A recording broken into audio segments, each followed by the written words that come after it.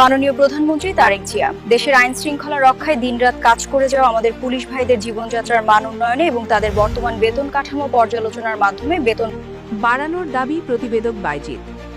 দেশের অভ্যন্তরীণ আইন শৃঙ্খলা রক্ষা, জনগণের জানমালের নিরাপত্তা এবং যে কোনো দুর্যোগপূর্ণ পরিস্থিতিতে পুলিশ বাহিনীর সদস্যরা জীবনের ঝুঁকি নিয়ে নিরলসভাবে কাজ করে যাচ্ছেন। রোদ, বৃষ্টি, ঝড় কিংবা উৎসবের দিনগুলোতেও নিজের পরিবারকে রেখে সাধারণ মানুষের সেবায় নিয়োজিত থাকেন আমাদের পুলিশ ভাইরা। এই পুলিশ বাহিনীর সাধারণ সদস্যদের বেতন ও সুযোগ সুবিধা পুনর্বিবেচনা করে তা বাড়ানোর জন্য মাননীয় প্রধানমন্ত্রী তারেক জিয়ার কাছে বিশেষ আবেদন জানিয়েছেন অনলাইন নিউজ পোর্টাল আজকের খবরের সম্পাদক। আজকের খবরের পক্ষ থেকে এক বিশেষ সম্পাদকীয় বার্তায় সম্পাদক বলেন, বর্তমান দ্রব্যমূল্যের বাজারে এবং জীবনযাত্রার ব্যয় বৃদ্ধির এই সময়ে নিম্ন ও মধ্যম পদের পুলিশ সদস্যদের বর্তমান বেতন কাঠামো দিয়ে পরিবার চালানো অত্যন্ত কষ্টসাধ্য হয়ে পড়েছে। মাঠ পর্যায়ে দিনরাত ডিউটি করার পাশাপাশি সন্তানদের পড়াশোনা, চিকিৎসা এবং পরিবারের মৌলিক চাহিদা মেটাতে অনেক পুলিশ সদস্যকেই হিমশিম খেতে হচ্ছে। প্রধানমন্ত্রী তারেক জিয়ার উন্নয়নমুখী এবং মানবিক দৃষ্টিভঙ্গির প্রতি গভীর আস্থা প্রকাশ করে সম্পাদক উল্লেখ করেন, পুলিশ বাহিনী আমাদের সমাজেরই অংশ। তাদের জীবনযাত্রার মান উন্নত হলে এবং অর্থনৈতিক নিরাপত্তা নিশ্চিত হলে তারা আরও বেশি সততা, নিষ্ঠা এবং উদ্দীপনা নিয়ে দেশের মানুষের সেবা করতে পারবেন।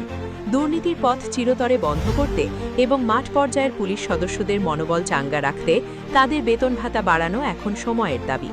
সকল পুলিশ ভাইয়ের পক্ষ থেকে আজকের খবরের সম্পাদক মাননীয় প্রধানমন্ত্রী তারেক জিয়ার কাছে সহানুভূতিশীল দৃষ্টির অনুরোধ জানিয়ে বলেন, সরকার যদি পুলিশ বাহিনীর বেতন কাঠামো সংস্কার করে এবং তাদের রেশন ও অন্যান্য সুযোগ সুবিধা বৃদ্ধি করে, তবে তা হবে একটি অত্যন্ত যুগান্তকারী এবং মানবিক পদক্ষেপ।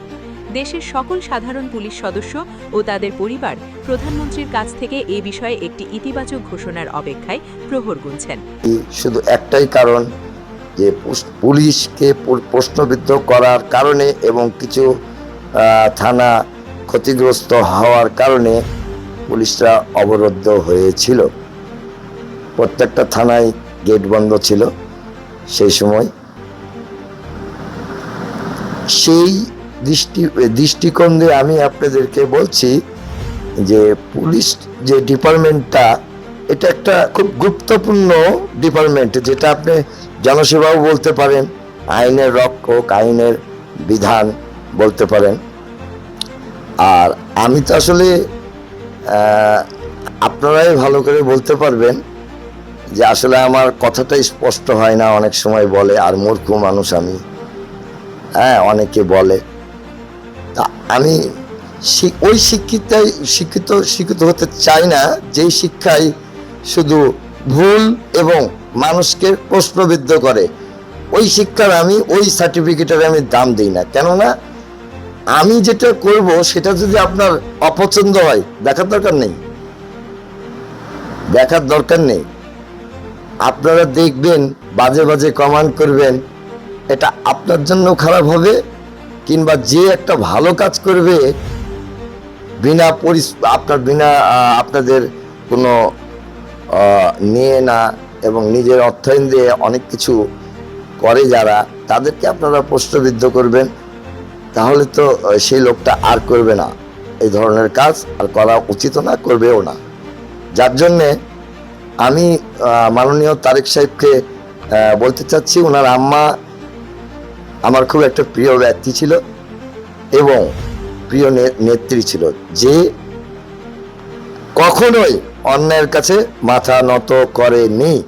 আশা রাখি তারেক সাহেবও সেই কাজেই বহাল থাকবে।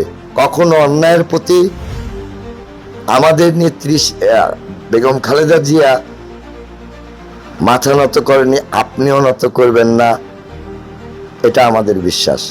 তাই আপনার কাছে হাত জোড় করে অনুরোধ করে বলছি, শুধু একটি ডিপার্টমেন্ট আপনারা শুধু লক্ষ্য রাখবেন, পে স্কেল থেকে শুরু করে, আর একটু যদি তাদের বেতন ভাতা একটু বাড়িয়ে দেন, হয়তোবা এখন যে মার্কেটে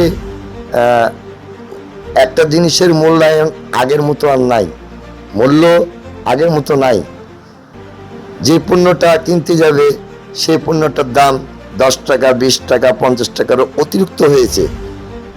আর বেতনটা কিন্তু ওই রকমই আছে। তাহলে দেশের প্রেক্ষাপট অনুযায়ী আমি ওনাকে বারবার করে অনুরোধ করে বলবো, হাত জোর করে অনুরোধ করে বলবো, পুলিশের যে সেক্টরগুলো আছে, আনসারের সেক্টরগুলো যেগুলো আছে, আর্মি থেকে শুরু করে প্রত্যেকটা আইন শৃঙ্খলা বাহিনীর বেতন একটু বাড়িয়ে দেন। তাদের খুব কষ্ট হচ্ছে, কিন্তু তারা বলে না। আর দুর্নীতি তখনই দমন হবে যখনই একটা সেক্টর পরিপূর্ণতাভাবে কাজ করতে পারবে, কারো ইন্ধনে না, এবং সে যে পরিবার চালাতে পারছে না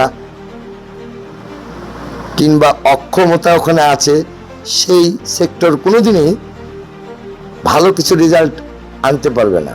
তাই পুলিশ প্রশাসনকে এবং প্রশাসনিক বিভাগকে একটু নজরে রাখেন, দেখেন, বুঝেন। তাদেরও পরিবার আছে, তাদেরকেও চলাফেরা করতে হয়।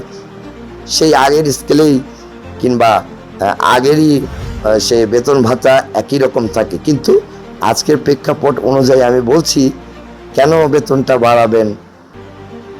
একটাই কারণ, দ্রব্য মূল্য বৃদ্ধির কারণে। দ্রব্য মূল্য বৃদ্ধির কারণে এবং অনিষ্টাভাবে সারা জীবন সারা দিন যেই মানুষগুলো, ওই আইনের মানুষগুলোর কথা বলছি আমি, সারা দিন সারা রাত্রি 24 আওয়ার্স কাজ করে, সেই সেক্টরটা একটু আপনি পর্যবেক্ষণ করে যতটুকু আপনার সমর্থন হয় আপনি একটু বেতনটা বাড়িয়ে দিবেন। এটাই আমার অনুরোধ আজকের খবর থেকে। আর কিছু বলবো না, বারবার করে একটা কথাই বলবো, তাদের কষ্ট হচ্ছে, আমার নিজের চোখে দেখা, বলতে পারছে না। যাই হোক, এ বিষয়ে আর আমি প্রতিবেদনটা বাড়াচ্ছি না। ধন্যবাদ দর্শকবৃন্দ। আজকের এই খবর থেকে আমি বাইজিৎ, সম্পাদক বলছিলাম, স্থান 27 নম্বর ওয়ার্ড, আজকের খবরের অফিস থেকে। ধন্যবাদ।